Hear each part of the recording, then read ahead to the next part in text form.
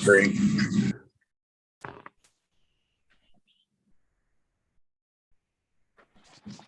The street after this light.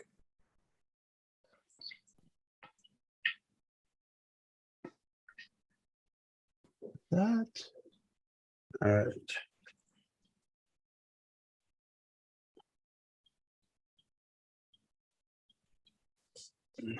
This blue double story to your right.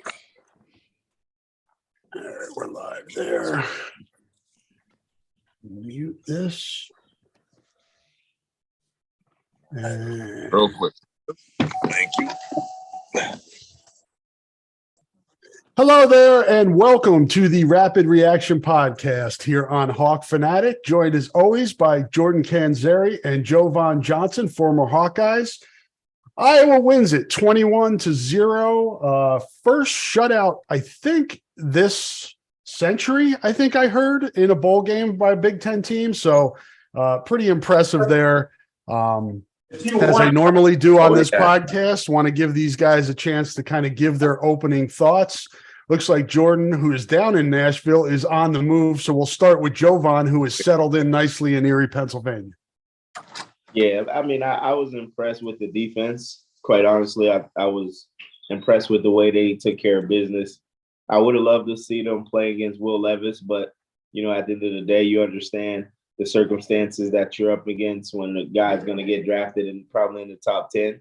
So, you know, the opt-out thing is what it is these days and ages. But, you know, at the end of the day, the offense, I thought Levis played pretty solid. I mean, he didn't turn the ball over, didn't force anything, but he missed on a couple throws. But I thought he played fairly solid for the most part, for him not to be a guy that took many reps, I'm assuming, throughout the season. So, you know, running game struggled. You know, nobody really stood out in the running game on the offensive side. And, you know, obviously Sam Laporta and Luke Lachey, you knew they were going to be, you know, top dogs when it comes to getting targets from a rookie quarterback. So, you know, I thought the guys that needed to play well played well, and I thought Jack Campbell was the best player on the field. But, you know, those defensive backs did what they were asked to do as well. Jordan, you are up. No, so many points agree with. Jack Campbell, just a monster machine. Coop, my man, winning MVP, was just a boss. And it's funny, and you might hear it later.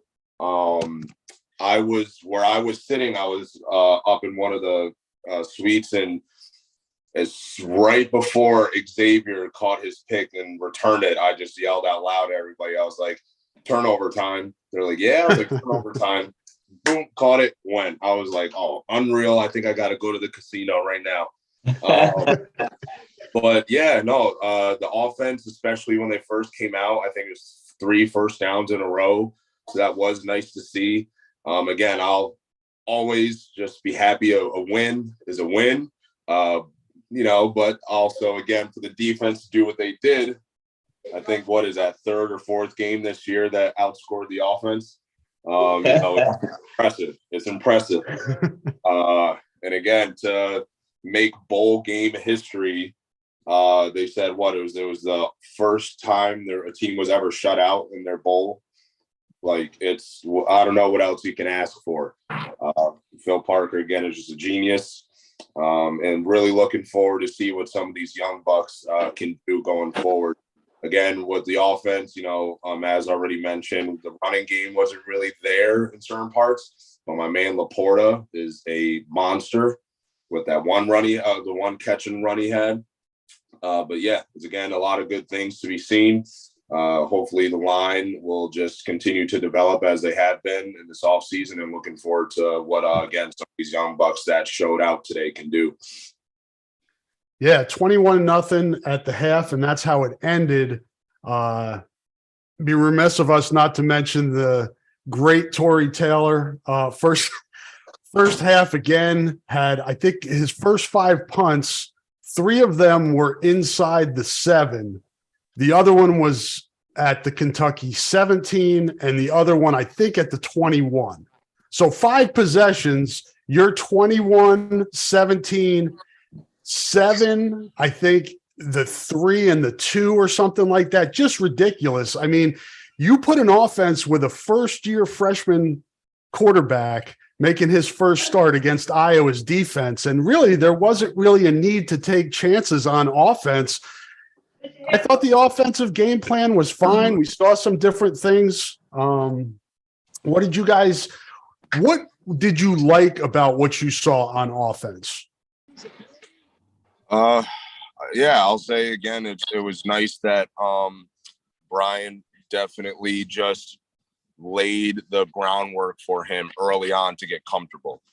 It was a lot of easy throws. Even this one play that they did, I think it was the second first down that Laporta caught, I believe, if my memory serves me well. But it was, if you even saw in the replay, we had our running back in the flat, him in the flat. I mean, him in like the mid range. Like, I think he ran like 8-yard out. It kind of looked like, or he crossed the field actually.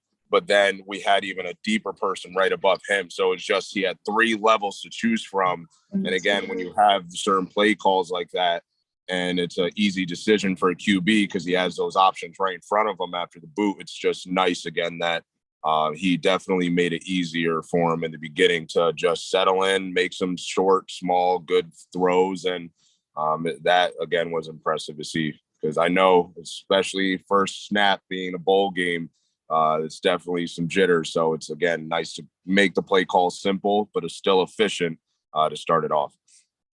Looks like we lost Jovan. We'll try to get him back in here as soon as possible. I think he was on the move too.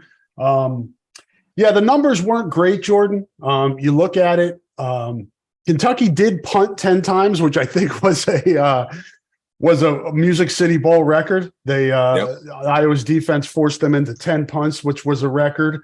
The numbers weren't great. I mean, 0 for 11 on third downs, as you guys were talking about. 24 carries for 67 yards, I think.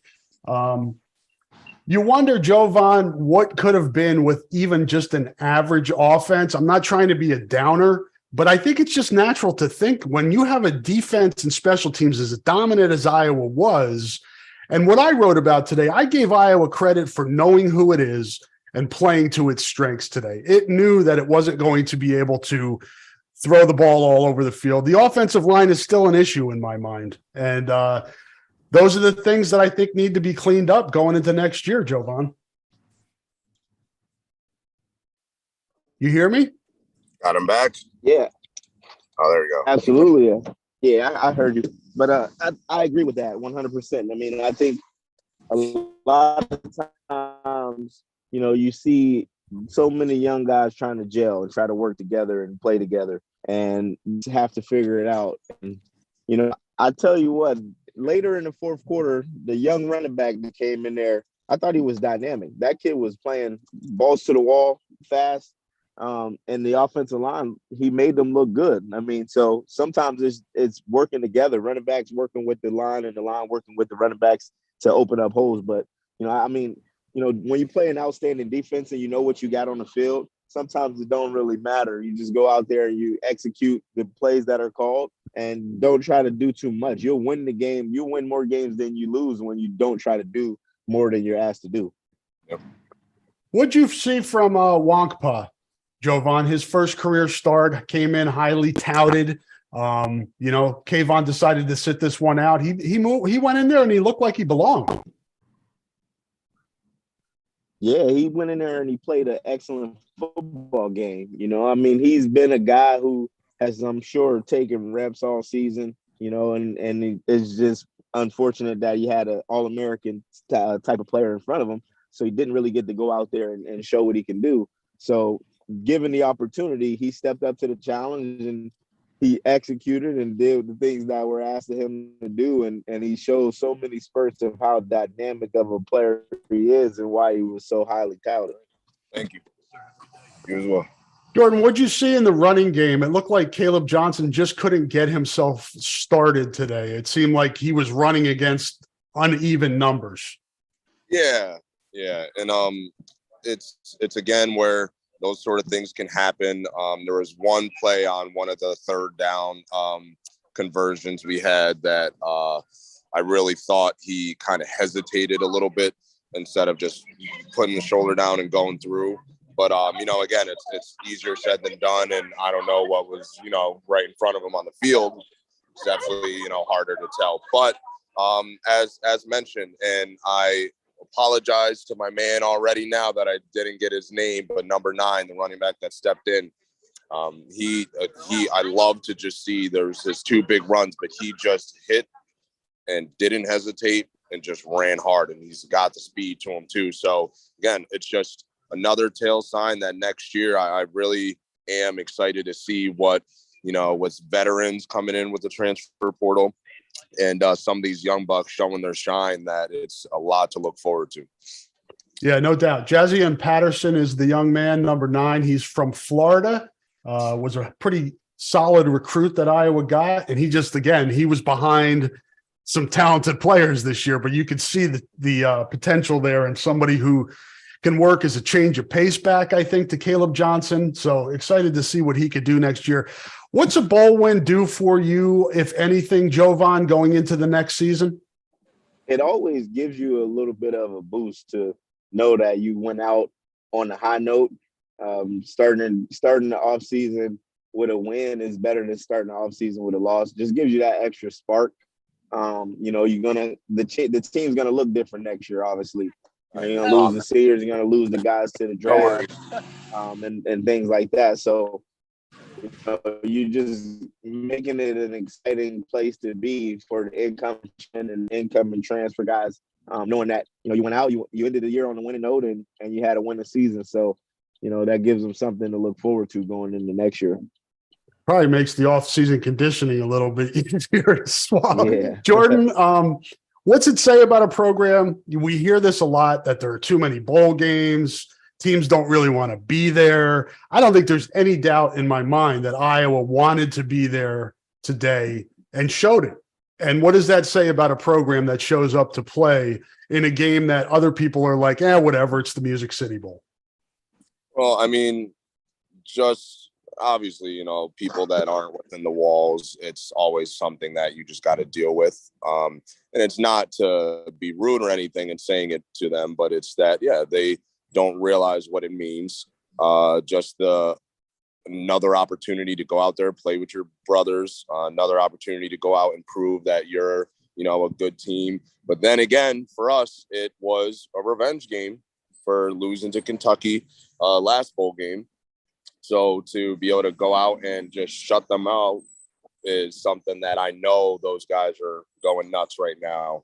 And I'm so happy for them. So excited to even be down here in Nashville to be a part of the experience. But just awesome.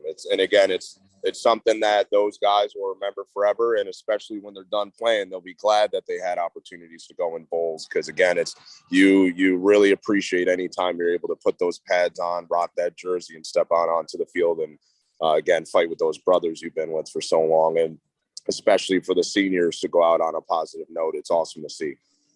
I do have to head out though. But okay. Again, awesome win, awesome game. As always, happy to hop on and talk with y'all as well too. Appreciate it, Jordan. Happy New Year, man. We'll talk to you in the new year. Oh yeah, Happy New Year. Go Hawks. Happy New Year. Jovan, finish up with you, man. I'll finish up with this. Kayvon opted out.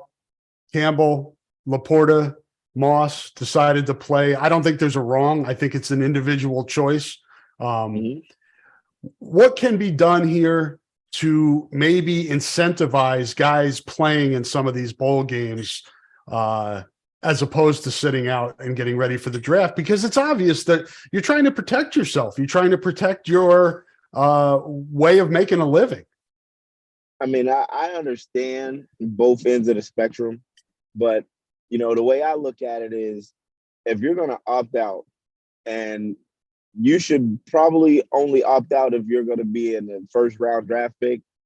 More than likely, if you're trying to figure your way out and where you're going to end up in the draft, then you should probably play. You could get hurt doing all of the things that you do in the offseason preparing for the draft, just like you could if you were on the field and had a freak accident. So I mean, guys use that as a crutch, as they're going to opt out and they're going to go train for the draft. Well, you could get hurt at any given moment. Like anything could happen. So, I just don't like the fact that guys do opt out, but I do understand that they're doing it because they're looking forward to their next chapter. But I mean, especially if your team's in the playoff, like the Ohio State kid in Jigba, you're in the playoff, a chance to win a national championship, and you worry more about your draft stock. Like that to me is a selfish move. Yeah, as I said, I can see both sides of it. The playoff, I think I'm with you. I mean, if you're in the playoff, why the heck are you playing college football if you make the playoff and don't play in the playoff? I don't understand really. Yeah, That doesn't make any sense to blows me. my mind. All right, Jay, I think we've done enough here. I know you got lots of stuff going on here for New Year's Eve, so I want to let you out of here. I appreciate everything all season and you guys joining me. As we talked about, we may try to get together this week and do like a season wrap and look ahead to next year and kind of some thoughts a little bit more in depth, but wanted to focus on this game and then get a little reaction out there for you folks. So we appreciate you listening to it. Jovan, Happy New Year, man. Happy New Year to you as well. And everybody out there, happy New Year, and we'll talk to you in the new year. Take